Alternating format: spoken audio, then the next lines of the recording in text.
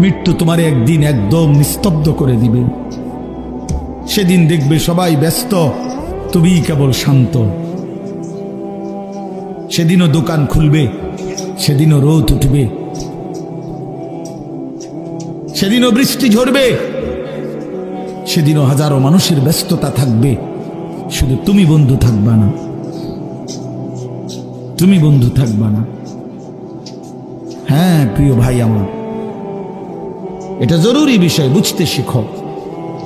নিজের ভালো, নিজের কল্যাণ, এটা বহুতই জরুরি বাপ, বহুতই জরুরি। যাই হোক, আমি লম্বা করে ফেলছি আমার কথা। তৃতীয় কথা হলো দলালাত, কোন ব্যক্তি হকের রাস্তা, জান্নাতের রাস্তা, সঠিক রাস্তা থেকে পথ হারিয়ে ফেলা, কুফরির মধ্যে লিপ্ত হলো, শিরিকের মধ্যে লিপ্ত হলো,